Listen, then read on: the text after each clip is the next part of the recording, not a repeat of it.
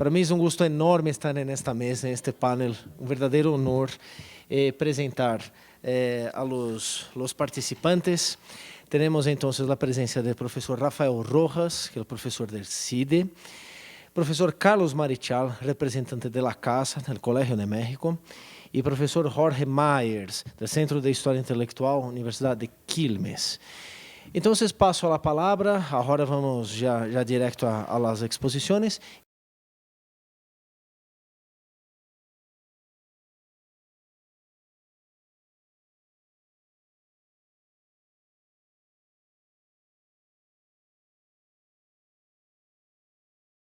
Hacia el estudio de las estrategias de traducción en la Primera Guerra Fría. O sea, la editorial Fondo de Cultura Económica, como sabemos, creada en 1934 durante el primer año de la presidencia de Lázaro Cárdenas, se estudia hoy como el mayor proyecto editorial público de América Latina en el siglo XX. Las memorias de Daniel Cosío Villegas de 1976, la biografía intelectual que dedicó a Cosío, Enrique Krause, y tal vez la única historia de esa casa editora con la que contamos hasta ahora, creo, que es la escrita por Víctor Díaz Arciniega, coinciden en localizar los orígenes del proyecto en el malestar que Cosío Villegas y otros líderes intelectuales y académicos del México revolucionario sentían con el estado de la oferta editorial de las ciencias sociales en castellano a principios de la década de los 30. Pero esto tiene una historia, como verán, una prehistoria, ¿no? De más está decir que una empresa así concebida tuvo que ofrecer una vía de afirmación, un modo de vida y un espacio de diálogo a miles de intelectuales que desde ambos lados del Atlántico imaginaban una forma autónoma de sobrevivencia bajo la nueva polaridad de la Guerra Fría. Gracias.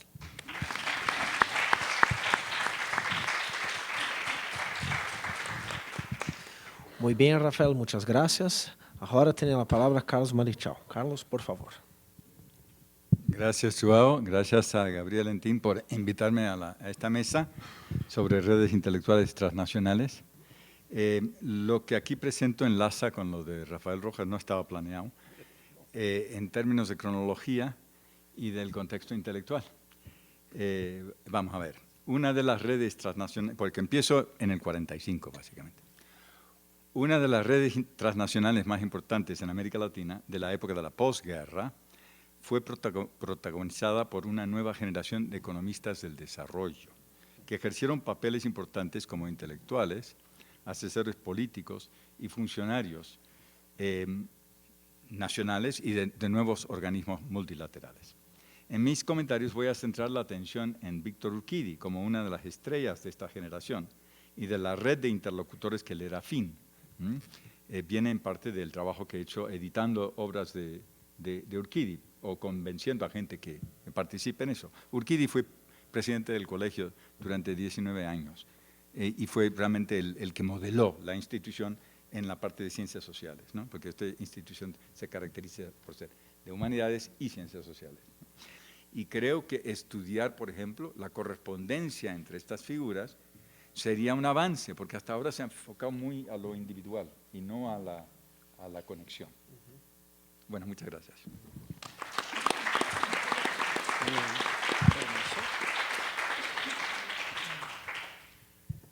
Muchas gracias, Carlos. Ahora paso la palabra a Jorge Myers. Jorge, por favor. Muchas gracias. Bueno, muchas gracias a todos. Voy a empezar directamente por el tema de la limitación de tiempo. Como siempre he escrito un poco demasiado y voy a tener que optar. Quería tomar varios temas en esta presentación. Voy a dejar uno de lado, quizás dos, y concentrarme en los otros.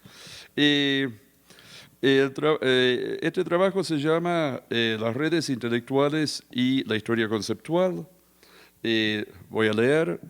La apropiación y resignificación de conceptos se da no solo en el interior de espacios intelectuales nacionales, sino también a través de diálogos entre esos distintos espacios, diálogos protagonizados por los intelectuales que pertenecen a ellos.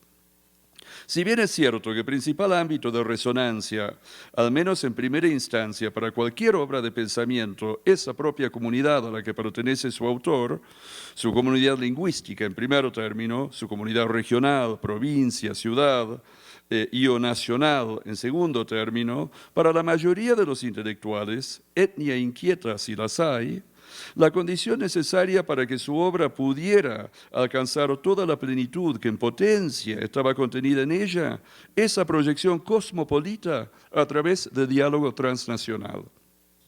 Y no solo los intelectuales que hacen del viaje un culto y del diálogo que atraviesa fronteras una necesidad, sino también aquellos que se autodefinen como nacionalistas, estirpe de variadas matices y múltiples intensidades, necesitan del otro, tanto de aquel que rechazan como parte de su proyecto, cuanto de otros nacionalistas de otras latitudes en cuya obra se inspiran, como nos han recordado recientemente Kwame Anthony Appiah desde la perspectiva del cosmopolitismo y aquí en México Claudio Lomnitz desde aquella de los propios nacionalistas. En el caso de la elaboración y puesta en circulación de conceptos políticos, sociales, culturales por parte de intelectuales latinoamericanos no nacionalistas, la situación es la misma. Para los intelectuales, el diálogo con los portadores de otras experiencias discursivas nacionales resulta, pues, ineluctable. Pero la condición para que ese diálogo sea posible no se da por sí solo. La principal modalidad para la construcción y mantenimiento de esos diálogos a través de las fronteras nacionales ha sido la articulación de redes transnacionales de intelectuales, es decir, el esfuerzo por mantener el contacto entre intelectuales procedentes de distintas naciones a través de la distancia, con la intención de mantener viva una conversación en cuyo interior un mismo concepto podría destilar facetas distintas según el contexto al que cada uno de los dos o más interlocutores pertenecieran. El propósito de una red intelectual que cruzara fronteras nacionales, organizada en torno a la problemática que fuera, cualquiera que fuera la naturaleza e intensidad de la pasión intelectual que la impulsara, esa promoción de la circulación internacional de los conceptos, de las ideas, algunos dirán de los valores, y la participación directa por parte de intelectuales enraizados en situaciones nacionales específicas en la conversación a distancia que la red permitiría. Sin pretender agotar todas las formas de institución de contacto sobre los cuales las redes reposan, es posible observar que las redes se expresan entonces a través de, primero, contactos personales directos, el viaje.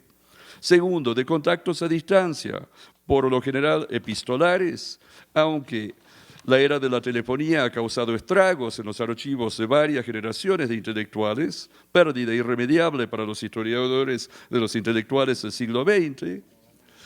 Tres, de participación conjunta en empresas intelectuales, libros colectivos o colecciones de libros en una misma editorial, que ha sido el tema de las dos presentaciones anteriores, revistas académicas e intelectuales, congresos y otras reuniones académico-literarias, cuya condición de posibilidad deriva siempre de uno o ambos de los dos primeros tipos de contacto que mencioné. Y cuarto, finalmente, la forma más triste, ya que condensa en el propio hecho de su existencia la crueldad de la cual son capaces los seres humanos, a través de desplazamientos masivos de comunidades intelectuales como consecuencia del exilio.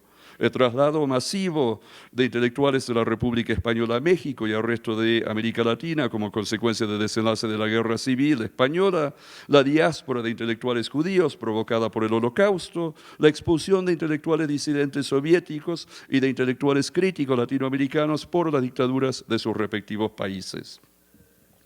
Las redes intelectuales transnacionales exigen una tarea permanente de construcción.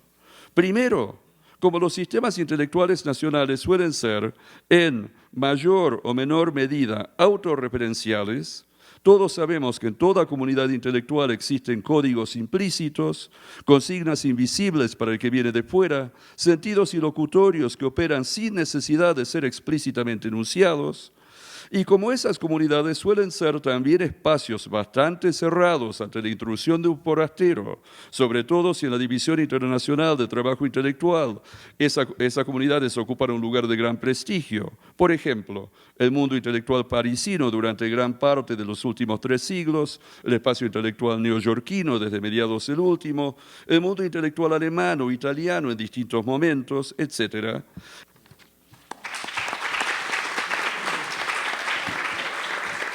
Gracias por atender. Muchas gracias, Jorge. Palabra abierta. Mónica, ¿hay un micrófono ahí? Sí, sí. Entonces, empecemos por aquí, luego allá, aquí. Sí. Preguntas cortas, ¿es eso? Sí. Lo voy a intentar, pero tengo una pregunta para cada uno. Entonces, rápido. Primero al profesor Rojas, muchas gracias. Me gustó mucho, mucho la ponencia y como usted invitó a hacer matices al principio, los voy a hacer. Bueno, son matices, preguntas, no sé. Me gusta mucho la idea de mostrar este lado del Fondo de Cultura Económica que muestra la idea del liberalismo que entra y cómo esto se conjuga con la agenda ideológica posrevolucionaria. Pero creo que se puede matizar si uno ve por colección. Si uno ve la colección de filosofía es otra historia. Y no es gratuito que Marx se haya ido a economía y que no se haya ido a filosofía. Porque en filosofía los alemanes fueron predominantes. Eso me parece un matiz interesante porque a pesar de la tensión que hay entre Ortega y Cosigo en la negociación, Gil Villegas va a decir después que la agenda de publicaciones de la Revista de Occidente se trasladó casi en su integridad a la colección de filosofía. Y entonces creo que allí hay que tomar eso en cuenta para no dar tanto peso a las traducciones desde el inglés y del liberalismo, que sí es cierto que fue estratégico para poner a México en un lugar no muy incómodo en la Guerra Fría, pero hay que considerar también la parte de la colección de filosofía. Y para poner el acento en lo de la transnacionalidad, creo que también es muy interesante ver que en las memorias Cosío Villegas dice que a él le interesa publicar ciencias sociales no nada más porque en México no hay, sino porque en Hispanoamérica se publican pocas y se da prioridad a la literatura. Entonces eso sirve para fortalecer el argumento de un espacio hispanoamericano de circulación de las ideas que podría tener como polo, uno de los polos a México. Nada más eso. Y una pregunta para el doctor Marichal. Me pregunto si todo este movimiento por el desarrollo de América Latina se opone o va de la mano con el proyecto panamericanista estadounidense, que también es muy fuerte en estos años. Y para el profesor Myers, me pregunto si tiene un ejemplo de un concepto en movimiento. Si ustedes están de acuerdo, para facilitar el trabajo de Mónica, hagamos una división territorial de las preguntas, ¿puede ser? Sí. ¿Había alguien más por aquí? ¿No? Allí, ¿no? Mónica, por favor. Y después, ¿quién es? Matías y al fondo. Acá. Seguimos así. Sí. Me ayuden, sí. Pero seguimos así. Por favor. Bueno, hola. Muchas gracias por la ponencia de los tres. Y mi pregunta sería a los tres. Sé que fue muy poco tiempo y tienen que ser apresurado y limitar los detalles, lo que sea, pero en las versiones, las pocas, muy pocas que yo conozco en general, tanto que edita el Colegio de México como el Fondo de Cultura,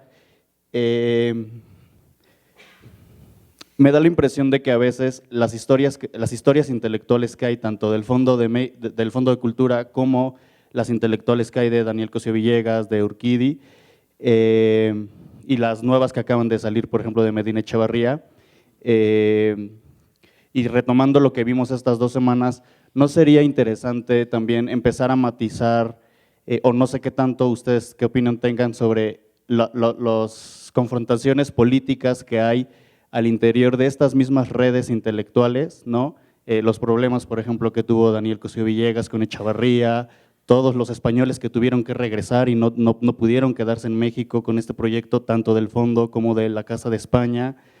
Entonces, ¿cómo empezar a matizar y empezar a problematizar como como también decía muy bien Myers y Marichal, si bien este crecimiento intelectual en América Latina en este periodo, una de sus grandes condiciones de posibilidad fue la masiva migración que hubo en América Latina, también cómo problematizar las pugnas que hubo entre ellos y las orientaciones que las instituciones, tanto en este caso la Casa de España, el Fondo, el Colegio de México, que tienen, porque, por ejemplo, hay un momento en donde el Colegio de México, si no es por dinero de fundaciones estadounidenses, no se hubiera podido mantener con el presupuesto del gobierno mexicano, ¿no? Entonces, ¿cómo empezar a problematizar las pugnas tanto institucionales como al interior de las redes intelectuales de estos personajes? Gracias. Gracias. ¿Seguimos en el mismo orden? Sí, Rafael, por favor. Sí, bueno, yo creo que puedo responder preguntas, tres preguntas.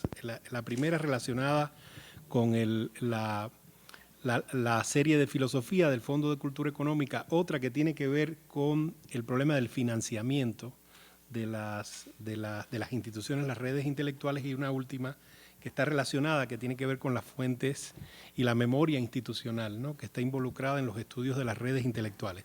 Bueno, primero, yo naturalmente no pude leer toda la ponencia, pero en un momento hago una distinción entre el periodo de Daniel Cosío Villegas como director del fondo y el periodo de Arnaldo Orfila.